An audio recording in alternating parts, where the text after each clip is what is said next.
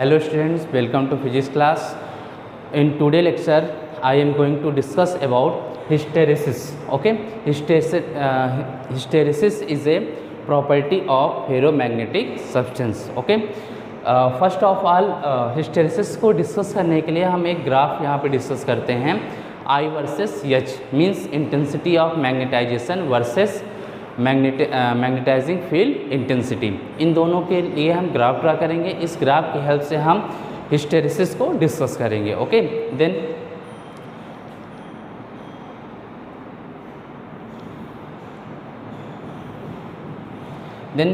Eight the x axis represent H means intensity of H means magnetizing field intensity, and next is the y axis. y axis पे किसको represent कर रहे हैं हम? I को, means intensity of magnetisation. इसके previous lecture में हमने दोनों टर्म को डिस्कस किया था।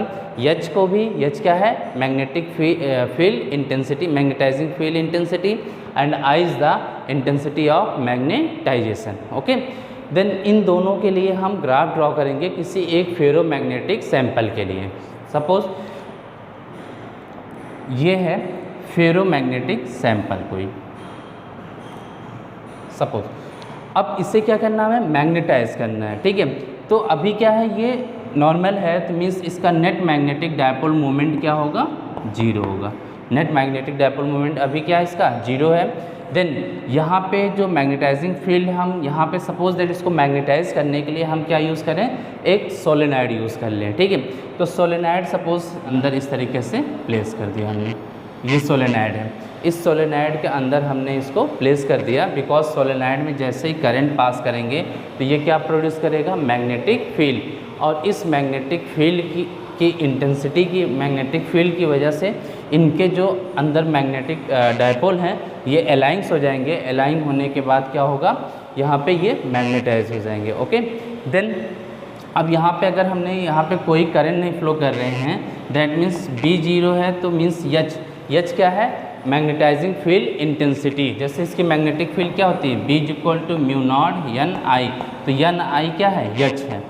ओके, देन अभी हम इसमें करंट फ्लो नहीं कर रहे हैं, तो इसका मतलब क्या हो रहा है? H की वैल्यू क्या होगी? When I equal to zero then H is equal to zero, means H की वैल्यू भी क्या होगी? जीरो। और जब H की वैल्यू जीरो होगी मीन्स अभी ये सैंपल स्टार्टिंग पे है। स्टार्टिंग मतलब ये नॉर्मल कोई फेरोमैग्नेटिक सब्सटेंस है। देन इसकी जो नेट मैग्नेटिक फील्ड, यहाँ मैग्नेटिक डायपोल मोमेंट इसके अंदर है, उसकी वैल्यू भी क्या होगी? ये जीरो होगी। ओके, देन यहाँ पे मैग्नेटिक डायपोल मोमेंट अभी जीरो। तो हम ग्राफ को, इसका मतलब क्या हो रहा? Magnetic dipole moment per unit volume को ही हम क्या बोलते हैं? I बोलते हैं, means I equal to M upon V। तो सो I की वैल्यू भी क्या होगी? जीरो होगी स्टार्टिंग में। देन यहाँ पे ग्राफ हम स्टार्ट करेंगे जीरो से। ओके, तो हम क्या करते हैं? फर्स्ट ऑफ ऑल इस लूप में, इस सोलेनाइड में हम करंट स्टार्ट करते हैं। ठीक है, अब करंट को जैसे जैसे हम बढ़ाएंगे देन हमारी करंट की वैल्यू बढ़ेगी, मीन्स क्या हो जाएगा? आपका करंट बढ़ेगी तो H की वैल्यू भी बढ़ेगी, बिकॉज यहाँ से आप लिख सकते हो यहाँ पे H is equal to NI। H की वैल्यू अगर हमें बढ़ानी है तो क्या करना पड़ेगा? I की वैल्यू बढ़ाएंगे। सपोज इस सोलेनाइड में करंट की वैल्यू हम बढ़ाते जा रहे हैं, देन करंट की वैल्यू जैसे ही आप बढ़ाओगे तो ये क्या होगी? H की वैल्यू बढ़ेगी, मीन्स X एक्सिस पे H को रिप्रेजेंट कर रहे हैं। देन उसकी वजह से ये जो आपका फेरोमैग्नेटिक सैंपल है ये मैग्नेटाइज होना स्टार्ट कर देगा, मीन्स इसके अंदर अब क्या होगा? अलाइनमेंट होगा। ठीक है, इसको हम यहाँ पे अगर डिस्कस करें, आपका सपोज इसके थ्रू जो मैग्नेटिक फील्ड अभी लग रही है इस डायरेक्शन में लग रही है, मीन्स H की भी यही डायरेक्शन होगी। इस डायरेक्शन में इसके अंदर जितने भी अनपेयर्ड इलेक्ट्रॉन के डायपोल मूवमेंट होंगे ये क्या करेंगे? अलाइन होना स्टार्ट कर देंगे इस तरीके से।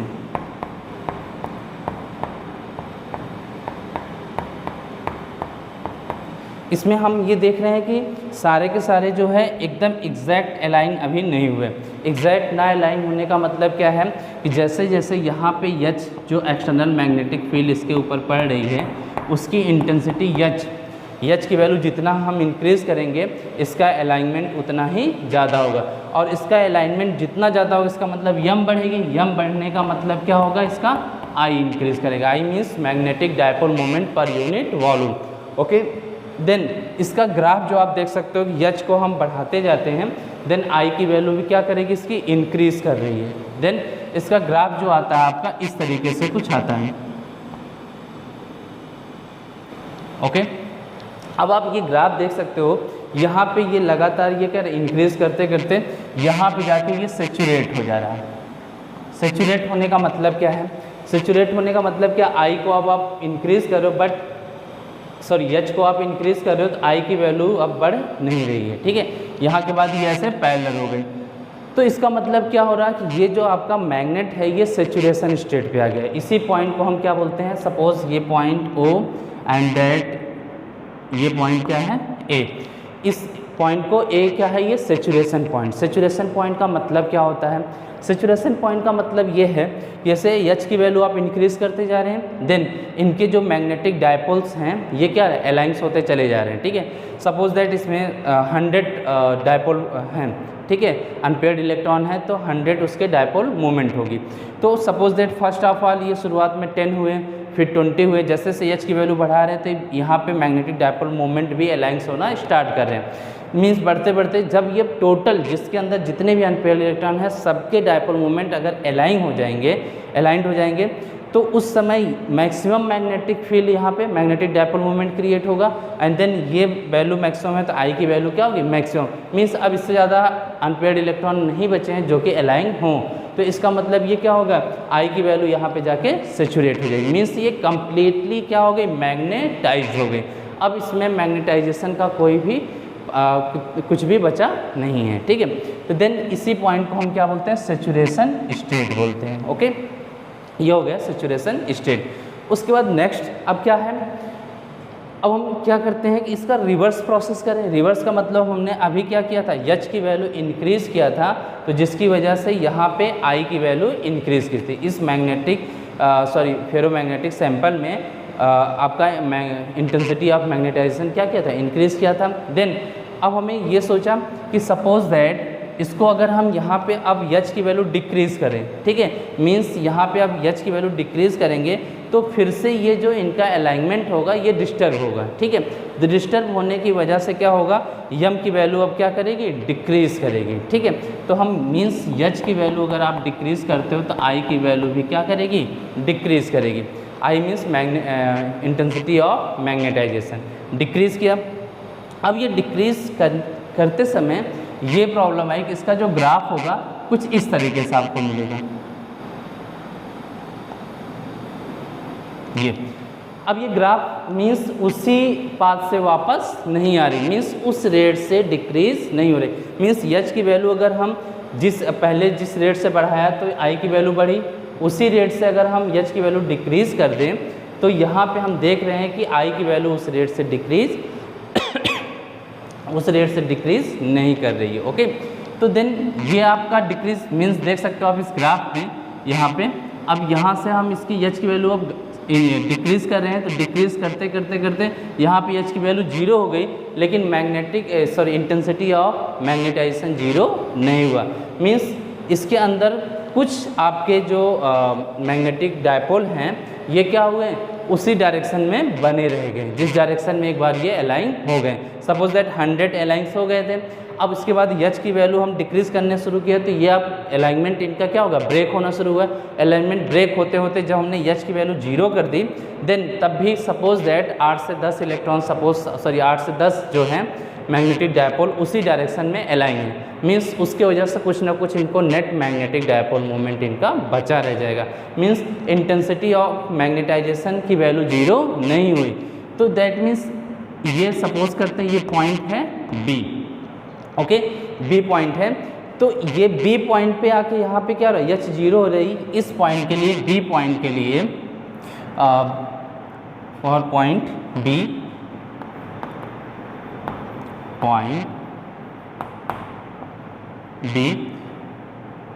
H equal to 0 but I does not equal to 0।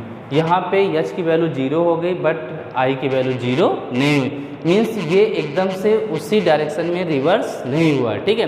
Then इसी प्रॉपर्टी को क्या बोलते हैं हम लोग, इस चीज़ को क्या बोलते हैं, रेटेंटिविटी बोलते हैं। ओके, मीन्स एच की वैल्यू जब आप किसी मैग्नेटाइज फेरोमैग्नेटिक सब्सटेंस से अगर आप एक्सटर्नल फील्ड 0 कर देते हैं, देन उसके अंदर जो भी बचा हुआ मैग्नेटिज्म होता है उसकी इंटेंसिटी को क्या बोलते हैं हम लोग, रेटेंटिविटी बोलते हैं। ओके, तो ये ओ बी क्या है, ये रेटेंटिविटी को रिप्रेजेंट कर रहा है। रेटेंटिविटी इसका एक टर्म है, तो means retentivity is the residual magnetism, means बचा हुआ magnetism when external magnetic field is 0, means या ये कह सकते हैं external magnetising field intensity is 0। Then ये क्या हो गया, रेटेंटिविटी बता रहा। ओके, देन नेक्स्ट अब हम क्या करते हैं कि इसके अंदर कुछ ना कुछ मैग्नेटिज्म क्या है, बचा हुआ है, तो उस केस में एच तो हमने 0 कर दिया। अब इसकी मैग्नेटिज्म जो बचा हुआ है इसको 0 करने के लिए सपोज ये सैंपल है, इसमें हमने एच की वैल्यू यहाँ पे क्या कर दिया 0, एच की वैल्यू 0 हो गई। देन तब भी इस डायरेक्शन में कुछ मैग्नेटिक डायपोल्स क्या हैं, अलाइंस हैं। ओके, अलाइंस होने की वजह से इसके अंदर कुछ ना कुछ आई की वैल्यू यहाँ पे है। तो अब इसको 0 करने के लिए हम क्या करते हैं, मैग्नेटिक फील्ड की डायरेक्शन, हम जो मैग्नेटिक फील्ड इस पर इस डायरेक्शन में लगा रहे थे उसको अब रिवर्स डायरेक्शन में इस पर अप्लाई कर देंगे, ठीक है। बिकॉज इसके जो आपका मैग्नेटिक फील्ड इस डायरेक्शन में लग रही थी, इसकी वजह से यहाँ पे मैग्नेटिक डायपोल मोमेंट जो क्रिएट होगा उसी के डायरेक्शन में मैग्नेटाइज होगा। बिकॉज हमने फेरोमैग्नेटिक सब्सटेंस का प्रॉपर्टी डिस्कस किया हुआ है कि फेरोमैग्नेटिक सब्सटेंस क्या होता है, मैग्नेटिक फील्ड के ही डायरेक्शन में क्या होती है, मैग्नेटाइज होती है। देन मैग्नेटाइज हुई है, अब इसके क्या करते हैं, इसके जस्ट अपोजिट फील्ड हम अप्लाई करते हैं। मीन्स इसमें जो आपका सोलेनाइड है इसमें करंट की डायरेक्शन को क्या कर दे, अपोजिट कर दे पहले से। और जैसे ही करंट डायरेक्शन पहले से अपोजिट करेंगे तो मैग्नेटिक फील्ड भी अब क्या हो गई, अपोजिट लगेगी। मीन्स पहले इस डायरेक्शन में मैग्नेटिक फील्ड लग रही थी, अब एक्सटर्नल मैग्नेटिक फील्ड इस डायरेक्शन में लगेगी। तो अब इसकी वजह से अब सपोज दैट ये अब एक्सटर्नल मैग्नेटिक फील्ड यहाँ पे लग रही, मीन्स आप कहोगे मैग्नेटाइजिंग फील्ड इंटेंसिटी की डायरेक्शन यहाँ पे अब इस तरफ से हो गई, चेंज हो गई, जस्ट अपोजिट। तो जिसकी वजह से अब ये क्या होंगे, सारे जो मैग्नेटिक डायपोल हैं इसकी इस फील्ड की इंटेंसिटी की वजह से क्या होंगे, अब डिस्टर्ब होंगे, ठीक है। तो डिस्टर्ब होंगे तो ये पूरा का पूरा रोटेट करेगा, ठीक है। तो रोटेट करने के बाद एक टाइम ऐसा होगा जब ये इसकी नेट मैग्नेटिक डायपोल मोमेंट क्या हो जाएगी, 0 हो जाएगी, जब हमने रिवर्स लगाई। ओके, मीन्स फिर से आप देखिए, सबसे पहले हमने इस सैंपल को क्या किया, मैग्नेटिक फील्ड में रख के इसको मैग्नेटाइज किया। ओके, तो मैग्नेटाइज करने के बाद हमने फिर एच की वैल्यू जो यहाँ पे एक्सटर्नल फील्ड इस पे अप्लाई कर रहे थे उसको हमने 0 कर दिया, ठीक है। तो 0 करने पे होना ये चाहिए था कि सारा का सारा मैग्नेटिक डायपोल मोमेंट भी 0 हो जाता, बट यहाँ पे हम देख रहे हैं कुछ जो है मैग्नेटिक डायपोल मोमेंट्स इस डायरेक्शन में इसका रह गया। तो उसको 0 करने के लिए अब हम यहाँ से रिवर्स मैग्नेटिक फील्ड इस पर अप्लाई कर रहे हैं। तो रिवर्स मैग्नेटिक फील्ड क्या करेगा, इस डायरेक्शन में अलाइन है, तो अब इसको क्या करेगा, रोटेट करा देगा। तो रोटेट कराएगा तो एक टाइम होगा जब ये क्या हो जाएंगे, इसकी नेट मैग्नेटिक फील्ड क्या हो जाएगी, 0 हो जाएगी। तो दैट मीन्स अब हम यहाँ पे एच की वैल्यू रिवर्स में लगा रहे हैं। देन अब ये ग्राफ आपका कुछ इस तरीके से, ये ग्राफ, तो ये ग्राफ आप देख सकते हो, बी से ये पॉइंट सी, सपोज करिए ये पॉइंट सी है, तो बी से सी तक का ग्राफ क्या बता रहा है, मीन्स इसकी जो रेसिडुअल मैग्नेटिज्म थी जिसे हम क्या बोल रहे थे, रेटेंटिविटी, ठीक है। रेसिडुअल मैग्नेटिज्म को 0 करने के लिए हमने क्या किया, निगेटिव एच इस पर अप्लाई किया। Negative H means opposite direction में मैग्नेटाइजिंग फील्ड इंटेंसिटी इस पर अप्लाई किया। तो जिसकी वजह से कितना अप्लाई किया हमने, ये डिस्टेंस, ठीक है। इतनी वैल्यू की हमने निगेटिव एच इस पर अप्लाई की, जिसकी वजह से इसकी जो रेसिडुअल मैग्नेटिज्म थी या रेटेंटिविटी थी ये क्या हो गई, 0 हो गई। ओके, देन इस पॉइंट को हम क्या बोलते हैं, इस कह सकते हो जो भी हमने यहाँ पे amount negative magnetising field intensity apply किया उसे क्या बोलते हैं, कोरेसिविटी। ओके, उसे बोलते हैं हम लोग कोरेसिविटी। कोरेसिविटी का मतलब क्या है कि amount of that negative magnetising field intensity for which required to the magnetic field intensity of magnetisation become zero, means H की इतनी वैल्यू जिसके लिए आई की जो रेसिडुअल मैग्नेटिज्म है ये क्या हो जाए, जीरो हो जाए। तो that reverse magnetising field intensity को हम लोग क्या बोलते हैं, कोरेसिविटी, मीन्स ओसी रीजन ये बता रहा आपकी कोरेसिविटी को रिप्रेजेंट कर रहा है। ओके, देन अब यही सेम प्रोसेस हमने यहाँ से अपोजिट डायरेक्शन में अप्लाई तो किया, बट यहाँ पे ये इसका अब क्या हो गया, जीरो हो गया। जीरो होने के बाद फिर हम इसकी और ज़्यादा इंटेंसिटी बढ़ाते जा रहे हैं, तो अब ये क्या होंगे, सारे के सारे जो होंगे इस अपोजिट डायरेक्शन में मैग्नेटाइज होना स्टार्ट कर देंगे। अब ये देख सकते हो मैग्नेटिक डायपोल में इसी डायरेक्शन में अब क्या करेंगे, अलाइंस होना स्टार्ट कर देंगे।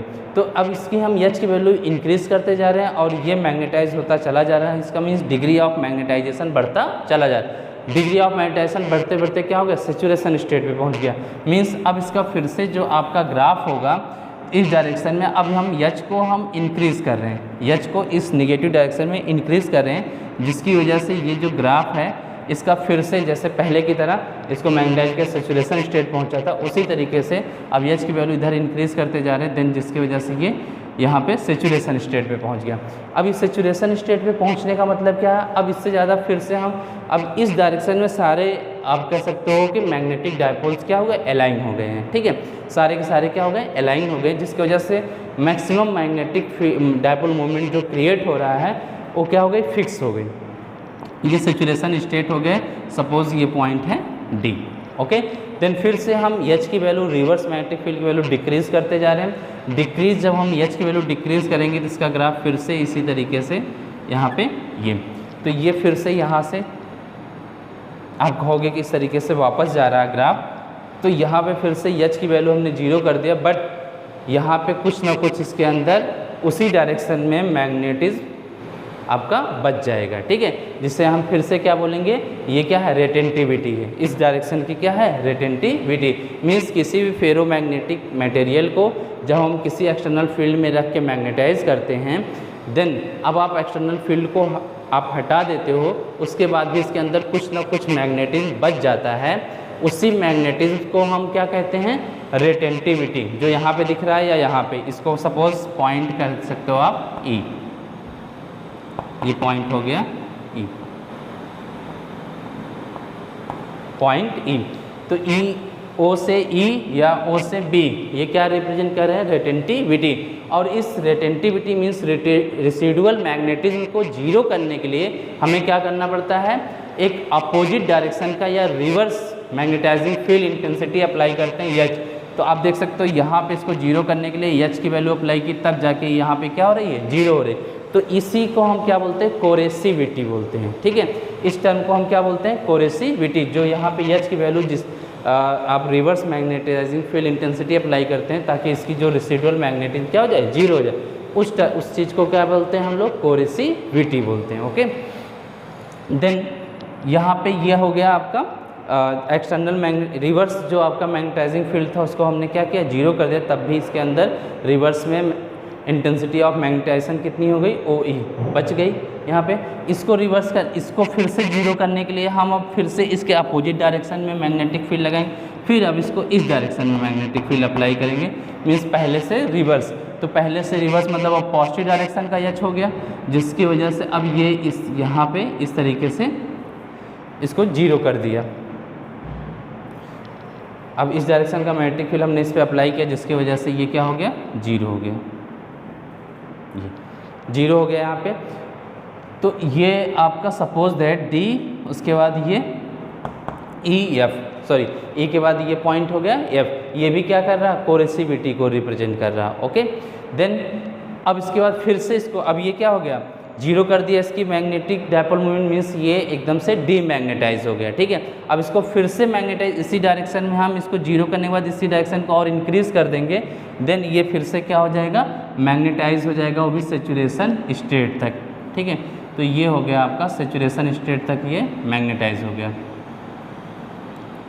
ओके, देन इस तरीके से ये आपका एक लूप फॉर्म कर रहा है। ठीक है, तो इस प्रोसेस में हमने किया क्या, सपोज दैट इस प्रोसेस में हमने सपोज ये कोई मैग्नेटिक फेरोमैग्नेटिक मटेरियल का सैंपल है। ओके, देन सबसे पहले हमने ये सैंपल नॉर्मल सैंपल है, मीन्स ये मैग्नेटाइज नहीं है, ये अभी एकदम से डीमैग्नेटाइज है।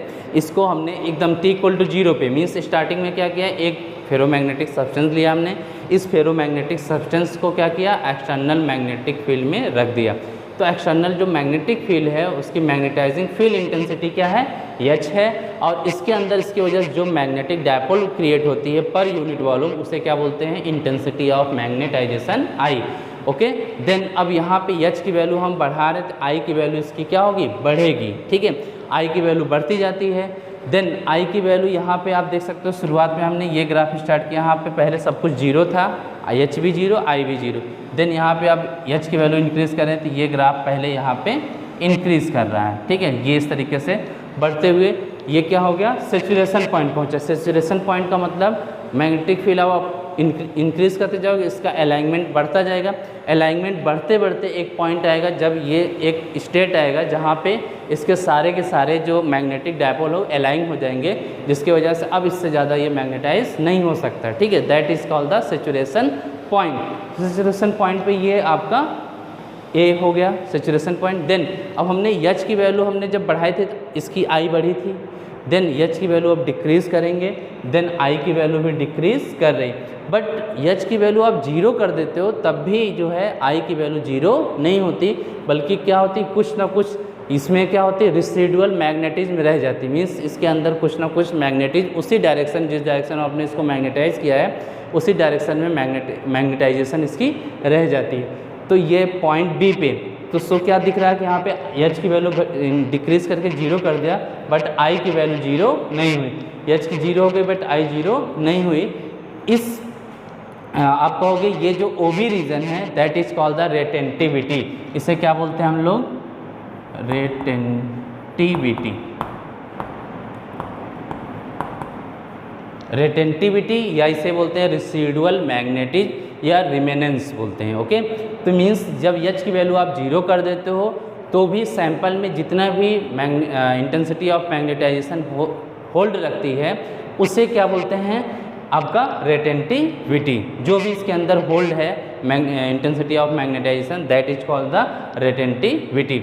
उसके बाद फिर हमने क्या किया, इस जो इसके अंदर रिसिडुअल मैग्नेटिज्म है किस डायरेक्शन में, इस डायरेक्शन में है, तो अब इसको हमें जीरो रखने के लिए हमने रिवर्स मैग्नेटिक फील्ड अप्लाई कर दिया, means reverse magnetising field intensity apply कर दी। तो जिसकी वजह से अब ये क्या करेंगे, वापस से अलाइंस होना चाहेंगे इस तरफ, तो जिसकी वजह से इसके क्या होगा, इंक्रीज करते जाएंगे। एक पॉइंट आएगा जब यहाँ पे इसकी magnetic field sorry intensity of magnetisation क्या हो जाएगी, जीरो हो जाएगी। तो आप देख सकते हो रिवर्स में H की वैल्यू जो हमने अप्लाई किया देन ये डिक्रीज होकर क्या हो गई, जीरो हो गई इस पॉइंट पे। तो उस समय जितना रिवर्स मैग्नेटिक फील्ड हमने यहाँ पे अप्लाई किया that is called the कोरेसिविटी।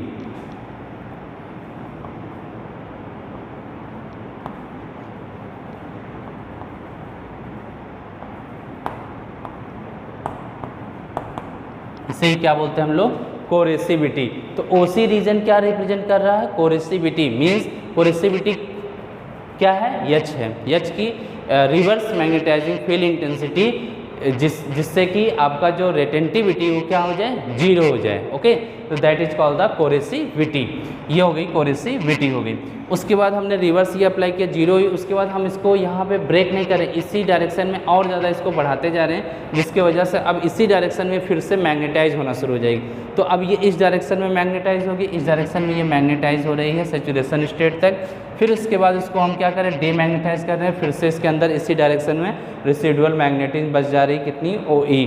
Okay, इसको फिर हम जीरो करने के लिए फिर रिवर्स में अप्लाई करते हैं मैग्नेटिक फील्ड, देन जिसकी वजह से यह पॉइंट पे जाके ये जीरो होती है एंड फिर उसके बाद इसको हम मैग्नेटाइज कर देते हैं। ओके, तो सबसे पहले हम क्या करते हैं, यहाँ पे मैग्नेटाइज कर रहे हैं यहाँ पे। तो इस प्रोसेस में क्या हो रहा है, सबसे पहले हम मैग्नेटाइज कर रहे हैं, फिर उसके बाद क्या कर रहे हैं, मैग्नेटाइज करने के बाद हम क्या कर रहे हैं, डीमैग्नेटाइज। अगर हम इसका एक लूप बनाएं, पहले हमने मैग्नेटाइजेशन किया, फिर उसके बाद हमने क्या किया, डीमैग्नेटाइजेशन किया, फिर उसके बाद डीमैग्नेटाइजेशन, ये प्रोसेस क्या पूरा, ये डीमैग्नेटाइजेशन है। डीमैग्नेटाइजेशन यहाँ पे हो गया, उसके बाद फिर से क्या कर रहे हैं, मैग्नेटाइजेशन कर रहे हैं इसका, फिर से हम मैग्नेटाइजेशन, और फिर उसके बाद ये डीमैग्नेटाइजेशन, एंड देन फिर से इसको मैग्नेटाइज। ओके, तो ये इस तरीके से एक साइकिल बन गई हमारी, ठीक है। मीन्स सैंपल को सबसे पहले हम क्या करें, मैग्नेटाइज करें, फिर डीमैग्नेटाइज, देन मैग्नेटाइज, देन फिर डीमैग्नेटाइज, फिर यही साइकिल बार बार यहाँ पे रिपीट होती है, ठीक है। तो यहाँ पे अब मेन इम्पॉर्टेंट टर्म ये आता है कि हाइड्रेसिस क्या चीज़ होती है, ठीक है। What is the hysteresis, sorry hysteresis. What is the hysteresis क्या है?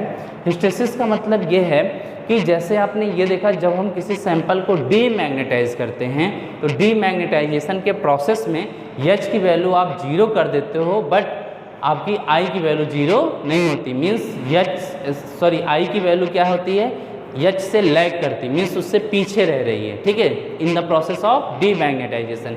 That phenomena is called the hysteresis. Okay, उसी फिनोमिना को हम क्या बोलते हैं, हिस्टेरिसिस बोलते हैं। ओके, मीन्स फिर से हम देखते हैं क्या है, जब भी हम किसी भी फेरोमैग्नेटिक मटेरियल को डीमैग्नेटाइज करते हैं, सपोज दैट O से A हमने मैग्नेटाइज किया, इसको मैग्नेटाइज करने के बाद जब इसको हम डीमैग्नेटाइज कर रहे हैं तो उस केस में आपका H की वैल्यू 0 करने के बाद भी ये जो है 0 नहीं हो रही, मीन्स उससे पीछे रह रही है, ठीक है। जब उससे पीछे रह रही है, इसी को lagging behind of the intensity of magnetisation to the magnetising field intensity, that phenomena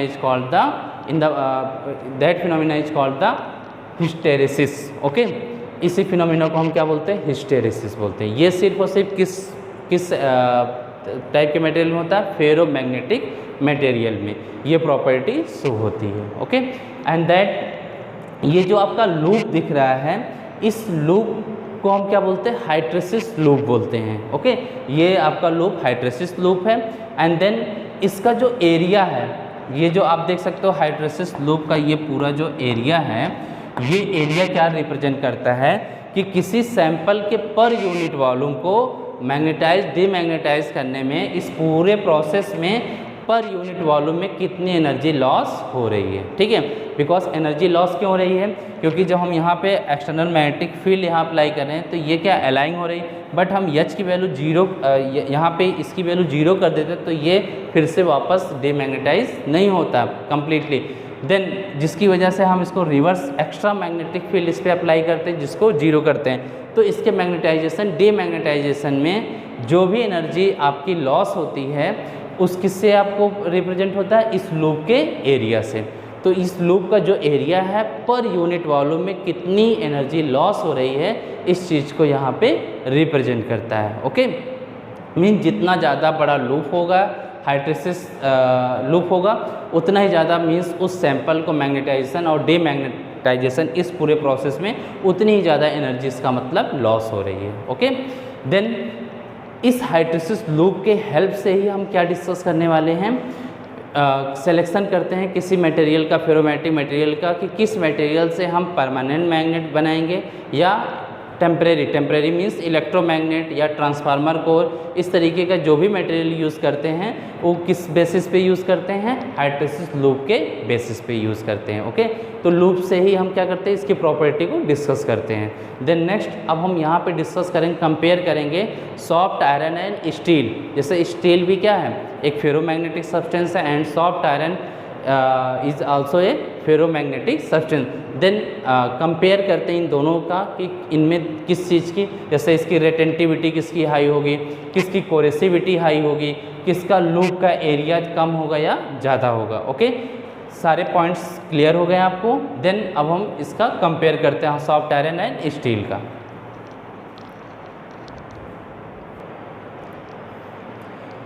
okay, next is the comparison of soft iron and steel. Okay, इन दोनों का हम because soft iron and steel both are the ferromagnetic substance. Then अब इनकी हम हाइड्रेसिस loop draw कर रहे हैं, तो आप देख सकते हो कि hysteresis loop for the soft iron, ये आप देख सकते हो, ये आपका सॉफ्ट आयरन के लिए है हाइड्रेसिस लूप, और दूसरा आपका स्टील के लिए हमने एक दोनों को एक साथ बनाया हुआ है यहाँ पे, ठीक है, ताकि हमें कंपेयर करने में क्या हो, ईजी हो। ओके, देन सॉफ्ट आयरन के लिए ये आप देख सकते हो इस तरीके से ये बना हुआ है हाइड्रेसिस लूप, एंड देन स्टील के लिए ये आपका हाइड्रेसिस लूप बना हुआ है, ठीक है। बस इसी हाइड्रेसिस लूप के बेसिस पे ही हम इसका मतलब क्या डिस्कस करेंगे, इन दोनों की प्रॉपर्टी को। ओके, तो सबसे पहले हम इनका देखते हैं रेटेंटिविटी।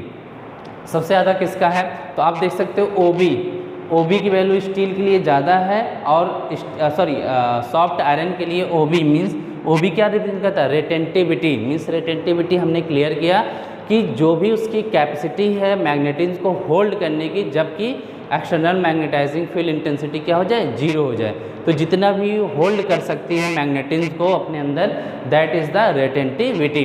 तो रेटेंटिविटी यहाँ पे ओबी आप देख सकते हो ये ज़्यादा है, स्टील का क्या है, कम है। स्टील का कितना, ओबी डैश है। तो यहाँ पे हम देख सकते हैं ओबी की वैल्यू ज़्यादा है, ओबी डैश की वैल्यू कम है। आप देख सकते हो ग्राफ में, मीन्स ओबी क्या रिप्रेजेंट करता है, रेटेंटिविटी। मीन्स रेटेंटिविटी किसकी ज़्यादा है, सॉफ्ट आयरन की, बट स्टील की कम है। तो यहाँ पे सबसे पहले हम देखते हैं रेटेंटिविटी सॉफ्ट आयरन की क्या है, स्लाइटली लार्ज, और यहाँ पे क्या है स्टील के लिए slightly less, slightly large and slightly less. Means slightly large than the steel, and यहाँ पे मतलब है slightly less than the soft iron. ठीक है, मीन्स बहुत थोड़ा सा डिफरेंस होता है, बट ज़्यादा किसकी होती है, हम कहेंगे सॉफ्ट आयरन की रेटेंटिविटी क्या होती है, ज़्यादा होती है। ओके, मीन्स सॉफ्ट आयरन को अगर एक्सटर्नल फील्ड में हम प्लेस करते हैं, देन इसके अंदर जो मैग्नेटिज्म को होल्ड रखने की कैपेसिटी है वो क्या होगी, ज़्यादा। मीन्स सॉफ्ट आयरन स्टील दोनों को रखते हैं सेम मैग्नेटाइजिंग फील्ड में, उसके बाद मैग्नेटाइजिंग फील्ड को 0 कर दें तो ज़्यादा किस में होल्ड होगा, सॉफ्ट आयरन में होल्ड होगा। ओके, उससे थोड़ा कम किस में होगा, स्टील में, बट दोनों फेरोमैग्नेटिक सब्सटेंस है। ओके, देन अब नेक्स्ट इसका देखते हैं कोरेसिविटी। कोरेसिविटी आप देख सकते हो यहाँ पे, कोरेसिविटी क्या है, ये सी एंड ये है आपका सी, ओ सी एंड सी डैश। देख सकते हो सॉफ्ट आयरन के लिए ओ सी की वैल्यू क्या है, स्मॉल है, सॉफ्ट आयरन की वैल्यू स्मॉल है, किससे, ओ सी डैश, मीन्स स्टील की कोरेसिविटी से। स्टील की कोरेसिविटी आप देख सकते हो ये है ओ सी डैश है, और आयरन की कितनी है, ओ सी है। ठीक है, तो ओ सी की वैल्यू कम है, ओ सी डैश की वैल्यू ज़्यादा है। मीन्स क्या है, कोरेसिविटी का मीनिंग हमने अभी क्लियर किया था कि दैट मीन्स कोरेसिविटी क्या होती है, that reverse magnetising field intensity for which its residual magnetism become 0। Means इसकी जो रेसिडुअल मैग्नेटिज्म है, जो भी बचा हुआ रिटेन मैग्नेटिज्म है उसके अंदर, उसको 0 करने के लिए जितना भी reverse magnetising field intensity apply करते हैं, वही क्या होती है आपके रिवर्स मैग्नेटाइजिंग फील्ड इंटेंसिटी की वैल्यू ही क्या होती है, कोरेसिविटी। तो आप देख सकते हो सॉफ्ट आयरन कोर की जो कोरेसिविटी है ये क्या है, स्मॉल है। सॉफ्ट आयरन की coercivity O C is small then O C dash, small then, ये क्या स्मॉलर है, और ये क्या है, लार्ज है, लार्जर। देन इससे क्या कंक्लूजन क्या निकलता है, मीन्स क्या है कि suppose that soft iron and steel दोनों को हमने मैग्नेटाइज किया, दोनों के अंदर मैग्नेटिज्म आ गई। ठीक है, मीन्स रेसिडुअल मैग्नेटिज्म आ गई। देन आपको सॉफ्ट आयरन का जो रेसिडुअल मैग्नेटिज्म है उसको 0 करने के लिए आपको बहुत स्मॉल रिवर्स आप लगाते हो, देन वो क्या हो जाएगी, उसकी मैग्नेटिक प्रॉपर्टी खत्म हो जाएगी। ओके, मीन्स आसानी से उसकी हम जो रेसिडुअल मैग्नेटिज्म है उसके अंदर जो भी मैग्नेटिज्म रिटेन हुई है उसको हम क्या कर सकते हैं, 0 कर सकते हैं। बस आपको स्मॉल एक्स्ट्रा आपको रिवर्स मैग्नेटिक फील्ड देनी पड़ेगी। क्यों, क्योंकि आपके इसकी क्या स्मॉलर वैल्यू है कोरेसिविटी की। बट स्टील के केस में क्या होगी, स्टील की जो भी उसने रेसिडुअल मैग्नेटिज्म है, रेटेंटिविटी है, या जो भी उसने अपने अंदर मैग्नेटिज्म स्टोर किया है, उसको आपको 0 करने के लिए बहुत ही लार्ज अमाउंट में रिवर्स मैग्नेटिक फील्ड उस पर अप्लाई करनी पड़ेगी। क्यों, क्योंकि इसकी कोरेसिविटी क्या लार्जर है, बहुत ज़्यादा बड़ी है। ओके, उसके बाद नेक्स्ट है एनर्जी लॉस। ठीक है, इसे हम लोग हाइड्रोसिस लॉस भी बोलते हैं। मीन्स इसके मैग्नेटाइजेशन डीमैग्नेटाइजेशन के प्रोसेस में, पूरे प्रोसेस साइकिल, इस पूरे साइकिल के प्रोसेस में क्या होता है, एनर्जी जो लॉस हो रही है किस में ज़्यादा हो रही है। तो हम यही बोला था कि एनर्जी जो लॉस होती है पर यूनिट वॉल्यूम में, इसके एरिया पे डिपेंड करती है। जिसका एरिया जितना ज़्यादा उसके थ्रू उतनी ही ज़्यादा एनर्जी लॉस हो रही है उसके साइकिल में। देन आप देख सकते हो सॉफ्ट आयरन के लिए एरिया बहुत कम है। ओके, सॉफ्ट आयरन के लिए ये रीज़न आप देख सकते हो, ये सॉफ्ट आयरन के लिए ग्राफ है। देन ये वैल्यू क्या है, इसका एरिया स्मॉल होगा और आपका स्टील का एरिया क्या होगा, हाइड्रोसिस लूप का एरिया क्या है, बहुत ही इससे ज़्यादा है। तो इसका मतलब एनर्जी लॉस किस में सबसे ज़्यादा होगा, आप कहोगे स्टील में लार्जर, और इसमें क्या होगा स्मॉलर। ओके, तो यहाँ पे हम देख सकते हैं कि जो स्टील है, स्टील की कोरेसिविटी और एनर्जी लॉस है, मीन्स एनर्जी लॉस किस में, मैग्नेटाइजेशन एंड डीमैग्नेटाइजेशन में।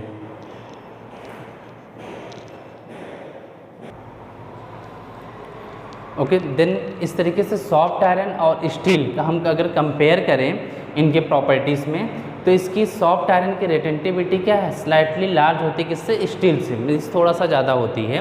बट अब सॉफ्ट आयरन की कोरेसिविटी और एनर्जी लॉस जो होती है स्टील के रिस्पेक्ट में बहुत ही ज़्यादा स्मॉलर होती है, मीन्स इनमें ज़्यादा डिफरेंस, मीन्स इसके कोरेसिविटी में सॉफ्ट आयरन और स्टील की कोरेसिविटी में बहुत ही ज़्यादा डिफरेंस है, मीन्स इसकी कोरेसिविटी बहुत ज़्यादा होती है, इसकी बहुत कम होती है, और एनर्जी लॉस सॉफ्ट आयरन में सब बहुत कम होती है और यहाँ पे बहुत ही ज़्यादा होती है। लेकिन यहाँ रिटेंटिविटी में देखें बहुत स्लाइट डिफरेंस होता है। ओके, मीन्स सॉफ्ट आयरन की रिटेंटिविटी क्या होती है, थोड़ी ज़्यादा होती है, इसकी थोड़ी कम होती है। देन इसके बेसिस पे हम सिलेक्शन करते हैं, जैसे अब हमें सपोज आर्टिफिशियल परमानेंट मैग्नेट बनाना है, ठीक है।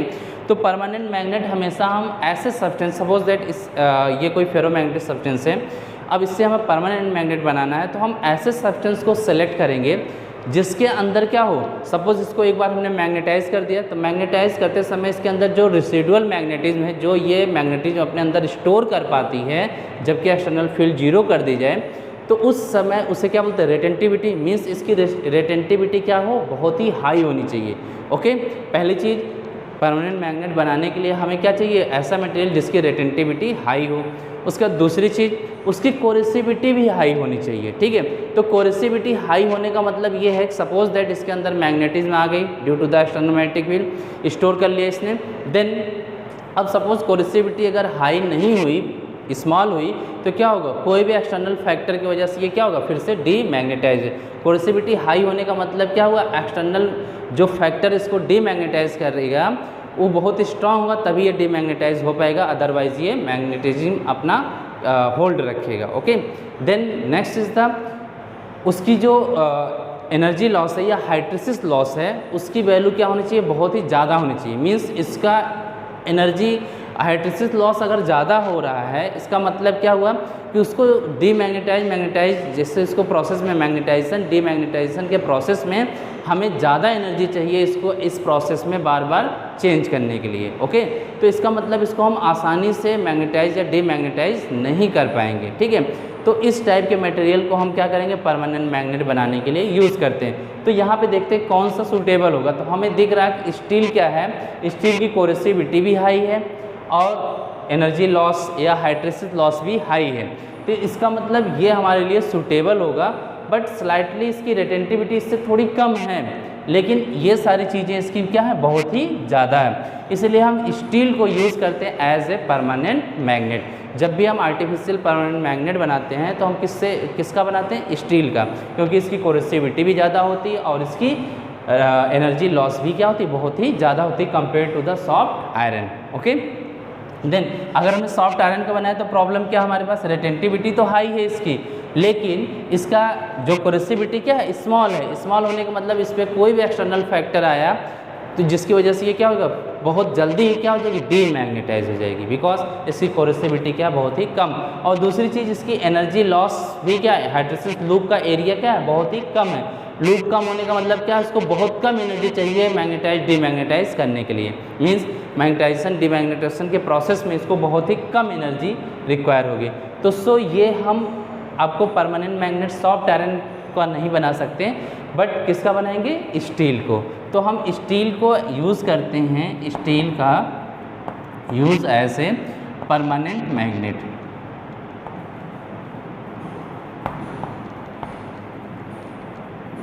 उसका रीज़न क्या है, because steel have high coercivity and high hysteresis loss. Okay, then इन सारे रीज़न की वजह से हम स्टील को यूज़ करते हैं एज ए परमानेंट मैग्नेट। उसके बाद नेक्स्ट आते हैं सॉफ्ट आयरन का यूज़ कहाँ पे होता है। जैसे जितने भी इलेक्ट्रोमैग्नेटिक डिवाइस हैं, जैसे लाइक आपका डायनमो है, ट्रांसफार्मर है, इलेक्ट्रोमैग्नेट्स हैं, इन सब में क्या होता है, जैसे इलेक्ट्रोमैग्नेट है तो इलेक्ट्रोमैग्नेट कैसा होना है, टेम्परेरी मैग्नेट होता है। तो टेम्परेरी मैग्नेट का मतलब जब तक उसमें करंट पास करे तभी तक वो मैग्नेटिक प्रॉपर्टी शो करे, अदरवाइज जैसे हम करंट जीरो करें तो उसकी मैग्नेटिक प्रॉपर्टी भी क्या हो जानी चाहिए, जीरो हो जानी चाहिए, मीन्स एकदम से कम हो जाए। तो उसके लिए हम क्या, इसका मतलब उसे क्या बोलते हैं, टेम्परेरी मैग्नेट। तो उसके लिए आप देख सकते हो कि सॉफ्ट आयरन ज़्यादा सूटेबल होगा, बिकॉज इसकी रिटेंटिविटी हाई तो है बट कोरेसिविटी स्मॉल होने की वजह से जैसे उस पर रिवर्स हम अप्लाई करते हैं मैग्नेटिक फील्ड, देन वो तुरंत क्या होता है, डीमैग्नेटाइज हो जाता है और एनर्जी लॉस जो होती है उसमें कम होती है, बिकॉज इसका एरिया आप देख सकते हो कम है। तो हम क्या होता है कि जब भी इलेक्ट्रोमैग्नेट बनाते हैं तो उसमें क्या होता है, बार बार मैग्नेटाइजेशन एंड डीमैग्नेटाइजेशन का प्रोसेस होता है। तो उस केस में अगर एनर्जी लॉस कम हो रहा है तो ज़्यादा अच्छा होगा, ठीक है। तो जिसकी वजह से हम सॉफ्ट आयरन का यूज़ करते हैं as a electromagnet. Transformer core, transformer के अंदर आपने देखा कॉयल जिस पे लगी होती है वो क्या होता है, ट्रांसफार्मर का कोर होता है। उसके बाद एसी डायनेमो के अंदर क्या होता है, वहाँ भी कोर लगा होता है, सॉफ्ट आयरन कोर लगा होता है। तो जहाँ ऐसे जगहों पे क्या होता है कि हमें बार बार मैग्नेटाइजेशन डीमैग्नेटाइजेशन का प्रोसेस करना होता है। तो यहाँ पे इसका लूप का एरिया कम है जिसकी वजह से एनर्जी लॉस कम होती है, हमारी कोरेसिविटी स्मॉलर है जो जल्दी से क्या करती है, उसको डीमैग्नेटाइज कर देती है, जिसकी वजह से सॉफ्ट आयरन जो है, soft iron use as electromagnet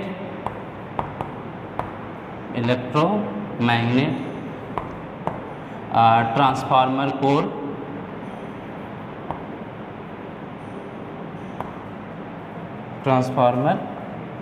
core इन सब में इसका यूज़ हम कर रहे होते हैं, ठीक है। ओके, देन इस तरीके से आपका चैप्टर 5 मैग्नेटिज्म एंड मैटर जो है कंप्लीट हो गया। देन अब आप इसके न्यूमेरिकल्स डिस्कस करिए। Okay, thank you.